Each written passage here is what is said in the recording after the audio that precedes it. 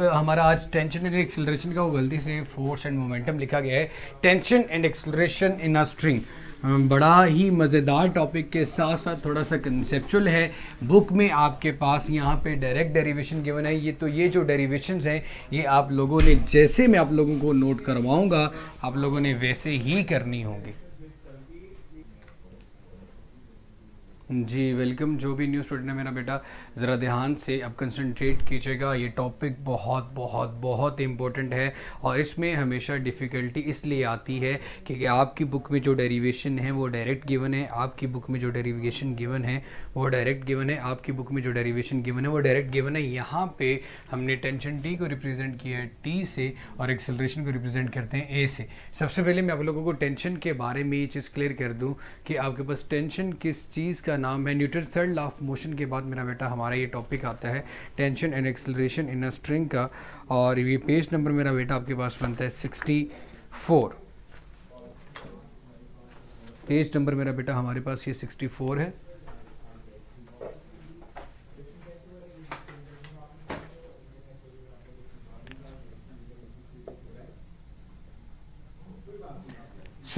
यहाँ से ये चीज़ काबिल गौर है, ज़रा ध्यान से देखिएगा। जी वालेकुम अस्सलाम मेरा बेटा, प्लीज़ ज़रा आप कंसंट्रेट कर लें लेक्चर के ऊपर। जब भी कोई चीज़ हैंग होती है किसी भी स्पोर्ट के साथ, जैसे कि यहाँ पे कोई ब्लॉक एम मैंने अटैच किया हुआ है, अब रस्सी के अंदर पैदा होने वाला खिंचाव, रस्सी के अंदर पैदा होने वाला जो स्ट्रेच है, जो खिंचाव है, उसको हम टेंशन का नाम देते हैं, उसको हम टेंशन का नाम देते हैं। मेरा बेटा बाकी लोग भी मुझे बता दें कि आप लोगों तक जो मेरी आवाज़ है वो क्लियर आ रही है या लो आ रही है। चलिए मेरा बेटा, जब हम किसी भी ऑब्जेक्ट को हैंग करते हैं किसी रस्सी के साथ, तो उसका वेट तो हमेशा वर्टिकली डाउनवर्ड आता है, वेट उसको नीचे की तरफ लेके जा रहा होता है, लेकिन रस्सी के अंदर में पैदा होने वाला जो स्ट्रेच है, जो खिंचाव है, ये अपवर्ड डायरेक्शन में होता है। इसी खिंचाव को हम टेंशन का नाम देते हैं, इसी खिंचाव को हम टेंशन का नाम देते हैं। ये भी फोर्स होती है जो ऊपर की तरफ लग रही होती है। मेरा बेटा, जब कोई ऑब्जेक्ट हैंग होता है तो उस पर दो फोर्सेस एक्ट कर रही होती हैं, एक वर्टिकली अपवर्ड और दूसरी वर्टिकली डाउनवर्ड, एक वर्टिकली अपवर्ड और दूसरी वर्टिकली डाउनवर्ड। अब मेरा बेटा दो फोर्सेस एक्ट करी, टेंशन और वेट। अबे हमें यहाँ पे दो केसेस के अंदर टेंशन टी और एक्सेलरेशन ए को कैलकुलेट कर रहे हैं। दो केसेस हमारे पास यहाँ पे गिवन है। जी मेरा बेटा, तो इन दो केसेस में हमें जो चीज़ कैलकुलेट करनी है वो टेंशन एंड एक्सेलरेशन है, वो हमारा टेंशन एंड एक्सेलरेशन है। पेज नंबर 64 पे जो फर्स्ट टॉपिक गिवन है टेंशन एंड एक्सेलरेशन के लिए वो है जी vertical motion of two bodies, vertical motion of two bodies attached to the ends of a string that passes over a frictionless pulley. Vertical motion of two bodies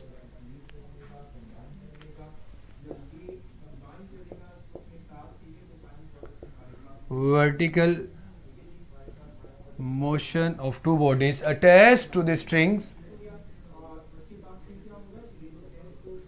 attached vertical motion of two bodies attached, जो कि जुड़ी हुई हैं, to the ends of a string, रस्सी के दो सिरों से, attached to the ends of a string that passes over, जो कि गुजर रही है। इस टॉपिक को आप लोगों ने अपने रजिस्टर या बुक के ऊपर नोट ज़रूर करना है, अदरवाइज आप लोगों के लिए मसला होगा। दैट पासेस ओवर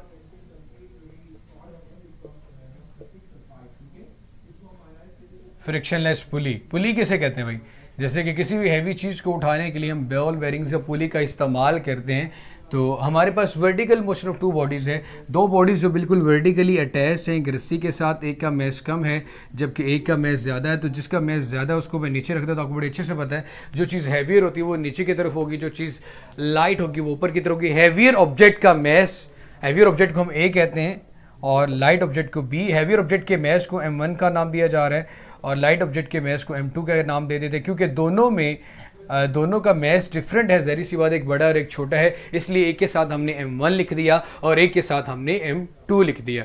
दो हमने एक पुली ली। Pulley is a simple machine जो कि आपको अपवर्ड या डाउनवर्ड डायरेक्शन में ऑब्जेक्ट को ले जाने के लिए, ऊपर उठाने के लिए हम इसका इस्तेमाल करते हैं। तो मेरा बेटा, जैसे कि आप लोगों ने ट्रांसफार्मर खराब होते हुए देखा होगा, तो ट्रांसफार्मर को ऊपर चढ़ाने के लिए वो एक साइड पे चेन लगाते हैं, दूसरी साइड पे ट्रांसफार्मर को अपलोड कर देते हैं। तो मेरा बेटा, हम उसको बार बार जब घुमा रहे होते हैं तो पुली की वजह से वो ऑब्जेक्ट ऊपर की तरफ चला जाता है। इसी तरह हमारे पास एक फ्रिक्शनलेस पुली है। फ्रिक्शनलेस पुली का मतलब ये होता है हम एक आइडियल सिस्टम कंसिडर करें, हालांकि हर एक जगह पे फ्रिक्शन मौजूद है, लेकिन यहाँ पे हम ये बात करते हैं कि आपके पास एक फ्रिक्शनलेस पुली है। अब मेरा बेटा, दो मैसेज अटैच किए, उसके साथ एक रस्सी बांध दी, उस रस्सी के दोनों एंड पे हमने दो मैसेज अटैच कर दिए। एक का मैस M1 है जबकि दूसरे का मैस M2 है। एक का मैस M1 है जबकि दूसरे का मैस आपके पास M2 आ रहा है।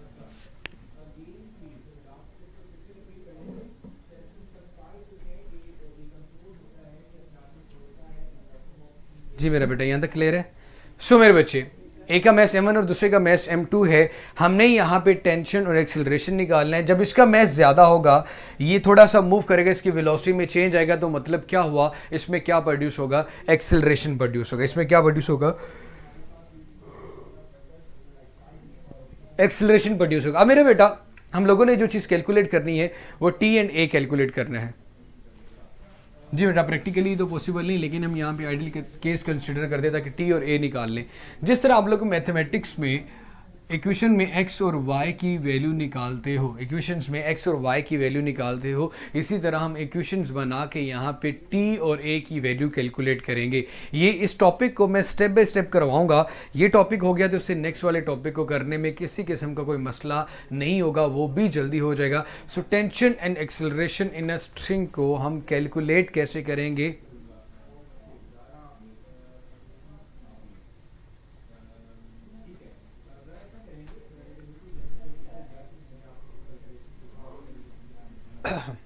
जी मेरा बेटा, तो सबसे पहले हम ए के ऊपर आ जाते हैं। हमने सबसे पहले ये चीज कैलकुलेट करनी है कि आपके पास टोटल फोर्स ए ऑब्जेक्ट के ऊपर कितनी लग रही है। नेट फोर्स, टोटल फोर्स को हम कहते हैं नेट फोर्स। जैसे कि Newton first law of motion में राइट साइड पे लिखा हुआ था नेट फोर्स के बारे में, तो सबसे पहले हमें ये चीज कैलकुलेट करनी है कि टोटल कितनी फोर्सेस ए के ऊपर लग रही हैं। Net force acting on A, net force acting on A.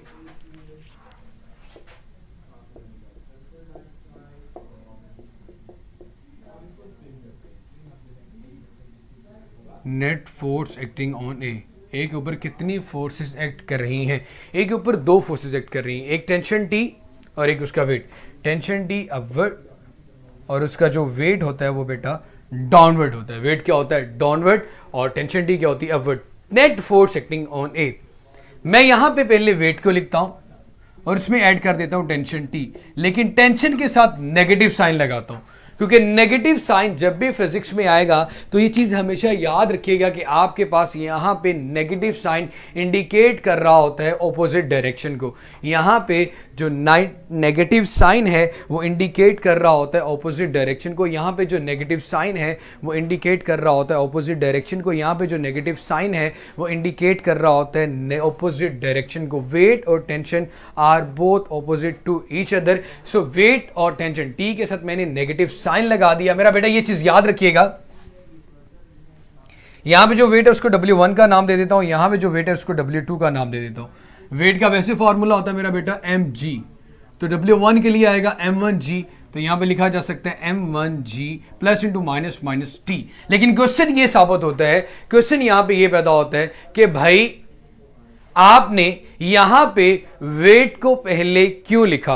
Wait को पहले इसलिए लिखा क्योंकि हम जब दो चीजें ऐड करते हैं और किसी के साथ नेगेटिव साइन आए तो ज्यादा वाली में से कम वैल्यू को हमेशा सब्ट्रैक्ट किया जाता है। तो यहां पे हमारे पास जिस चीज का मैग्नीट्यूड, जो चीज ज्यादा है वो वेट है, जबकि टेंशन टी क्या है, कम है आपका, क्योंकि ऑब्जेक्ट नीचे की तरफ आ रहा है। इसका मतलब है यहां पे वेट क्या होगा, ज्यादा होगा। ऑब्जेक्ट क्योंकि नीचे की तरफ आ रहा है इसलिए इसका मतलब क्या होगा, वेट यहां पे क्या होगा मेरा बेटा, ज्यादा होगा। ऑब्जेक्ट नीचे की तरफ आ रहा है मेरा बेटा स्ट्रेस, जो टेंशन प्रोड्यूस होती है रस्सी के अंदर, वेट के ऑपोजिट से टेंशन का नाम दिया गया, उस फोर्स को हम टेंशन का नाम दें। जो स्ट्रेस प्रोड्यूस होता है रस्सी के अंदर due to the weight of the object, उसको हम टेंशन टी का नाम देते हैं। और टेंशन भी आपके पास फोर्स होती है। मैंने यहाँ पे वेट ए के लिए पहले इसलिए लिखा क्योंकि यहाँ पे वेट ज्यादा है और टेंशन टी कम है।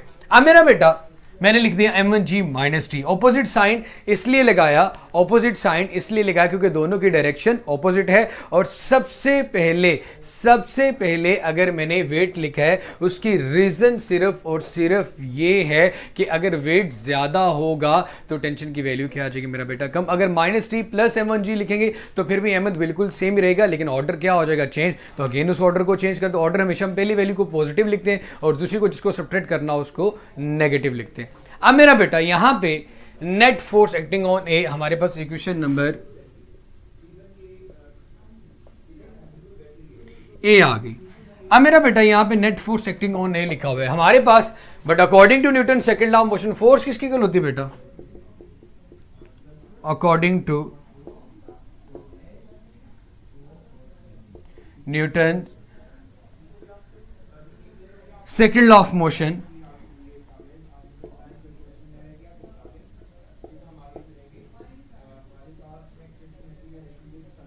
एफ हमारे पास किसकी को लाता है मेरा बेटा, एम ए के। एफ हमारे पास किसकी को लाता है मेरा बेटा, एम ए के।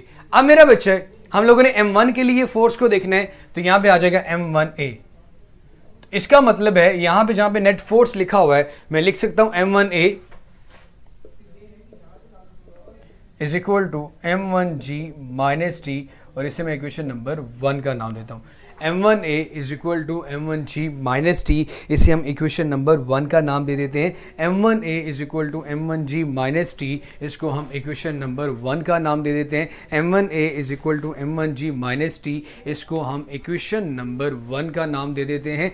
M1A is equal to M1G minus B is equal to हम इसको नाम दे देते हैं इक्वेशन नंबर 1 का। ये हमने इक्वेशन नंबर 1 निकाली जब हमने टोटल फोर्स को कैलकुलेट किया कि ए पे टोटल कितनी फोर्स एक्ट कर रही हैं। अब हम दूसरी इक्वेशन निकालेंगे और उसके अंदर से भी हम कोई इक्वेशन, दो इक्वेशंस बनानी है टी और ए कैलकुलेट करने के लिए, दो इक्वेशंस बनानी है। अभी ए से हमारे पास सिर्फ एक इक्वेशन आई है, इसी तरह बी से हमारे पास दूसरी इक्वेशन आ जाएगी, इसी तरह बी से हमारे पास दूसरी इक्वेशन आ जाएगी। Net force acting on B. अब बी के ऊपर कितनी फोर्सेस एक्ट कर रही हैं, जैसे काम पहली इक्वेशन में किया था वही दूसरे में होगा, लेकिन यहाँ पे मैं डायग्राम दोबारा से बना देता हूँ कि आपके पास जो बी ऑब्जेक्ट है वो लाइट था जबकि ए ऑब्जेक्ट आपके पास हैवियर था। इसको हमने ए कहा था और इसको बी। इसमें ऊपर भी दो फोर्सेस लग रही हैं लेकिन टेंशन टी पूरी स्ट्रिंग में सेम होगी क्योंकि रस्सी बिल्कुल एक है। सो ये वेट 1 था, ये वेट 2 होगा। लेकिन यहाँ पे देखो ऑब्जेक्ट ऊपर की तरफ जा रहा है, इसका मतलब क्या है, यहाँ पे टेंशन ज्यादा है तो वेट कम है। ऊपर टेंशन ज्यादा है लेकिन वेट क्या है मेरा बेटा, कम है। अब net force acting on B, आपके पास टेंशन ज्यादा है जबकि वेट क्या है, कम। तो मैं जब दोनों को ऐड करूंगा तो पहले टी लिखूंगा और बाद में W2 लिखूंगा और W2 के साथ माइनस क्या लगा दूंगा, साइन, क्योंकि दोनों की डायरेक्शन मेरे पास मेरा बेटा क्या आ रही है, ऑपोजिट आ रही है। क्योंकि दोनों की डायरेक्शन मेरे पास क्या आ रही है मेरा बेटा, ऑपोजिट आ रही है। क्योंकि दोनों की डायरेक्शन मेरे पास क्या आ रही है, ऑपोजिट आ रही है। क्योंकि यहाँ पे माइनस W2।